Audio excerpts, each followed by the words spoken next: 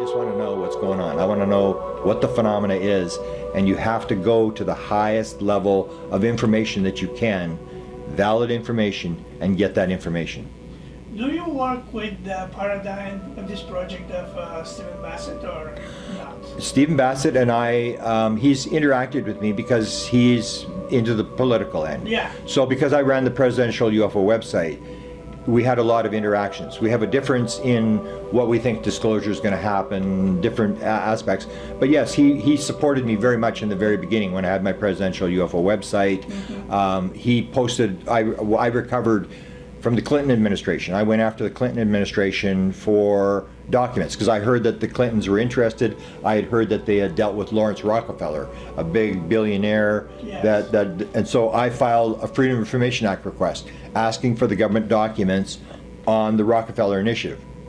I was lucky enough that I got 1,000 pages of documents. So I published, I did some articles on these documents.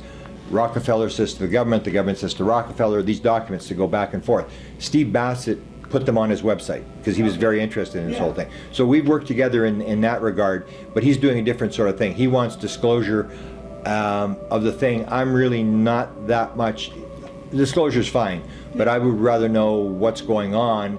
And so I'm doing a different sort of thing. We're going down different patterns. We're both working towards getting the answer for the people as to what's really going on here and trying to find the best information. He's not so much a researcher as I am. He's more a political lobbyist. So he's trying to force the government to disclose, to answer it, and I'm trying to expose the people in the government who actually know. So I spend time chasing what's called the weird desk at the CIA. Ron Pandolfi and this fellow you mentioned, Alien Protocol, is also, and I got him involved, and he's now interacting with the guy who runs the Weird Desk. So this guy may tell you stuff that's not true, it's partly true, partly false, but we both realize that this is a top scientist in the CIA. This is the guy that if the government knows the UFO subject, this is the guy that has all the classified material. He knows what's going on. He knows who all the pieces are. He knows what all the programs are. And so we spend a lot of time trying to deal with this guy. I've sort of given up because there's so much disinformation in what this guy's putting out that it's very hard, because that's the thing, is you're not releasing classified material, so you're releasing material that's partly true, partly false. So the story gets out and you hear about Area 51 and then you can't believe this guy's telling the truth. And what they do is they put the story out, but they have things that like trap doors where it falls apart and everybody goes, oh, that story's not true. Yeah. And then they give up on the story, but the story got out. Area 51 did have a live alien.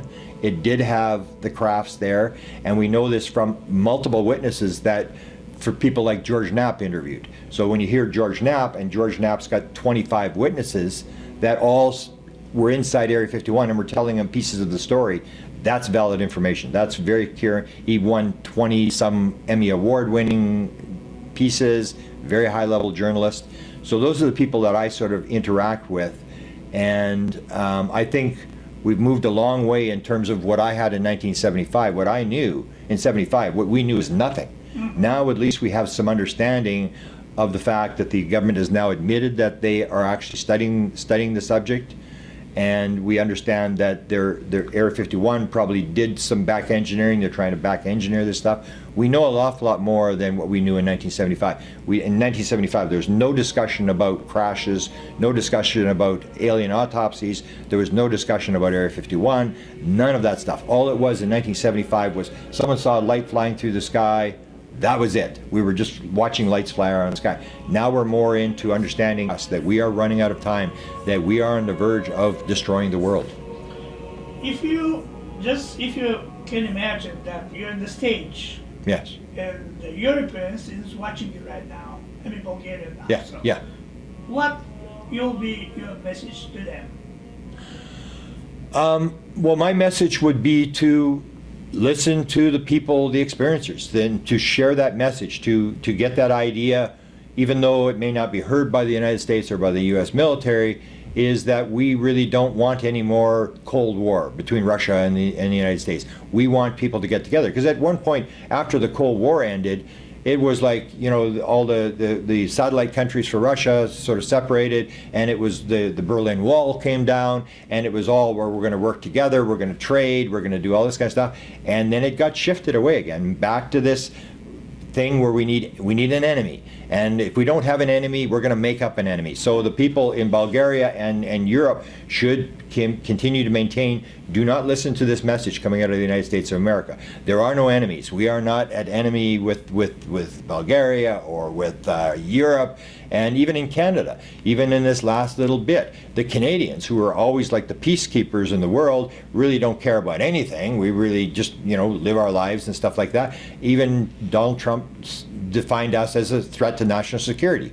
So then we became an enemy. And I say, well, when the Canadians become an enemy, then it's crazy stuff. But that's the way it works, is you have this division, and that's a capitalist idea. So you have a socialist idea. What the Americans are very afraid of is the socialism idea, that we all put in what we can contribute, we take out only what we need from the system. This sort of idea. In the United States of America, it's competition. It's like, I got to get more than you. It's competition, me versus you, and that's where this motivating thing that's coming, which causes the division. That, you know, if you have more toys than somebody else when you die, then you win. And in the end, the beings are saying, no, it doesn't matter how many toys, you're leaving all the toys behind. It's a sort of more of a spiritual message, and that's what I would say that the message is. Now, whether the Europeans pick up on this and promote it, is, I say the UFO phenomena, I will guarantee you, when it is all said and done, it is going to be a lot less physical than people think it is, and it's going to be a lot more spiritual than people think it is. And a lot of people won't be happy with that, because they just want a better car, a bigger car.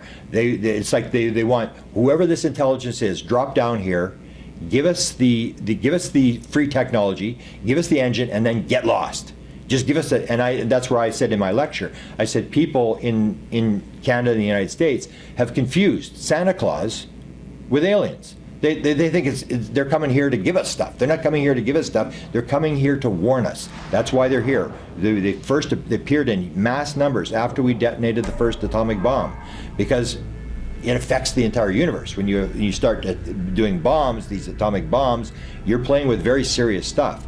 And so then we start to influence them, and it's like you do the atomic bomb, and you think it only influences, say, the United States of America or Japan, where you drop the bomb. You say, oh, it just happened there. But the entire universe, it was like a signal went through the entire universe. Oh, these kids have got the matches.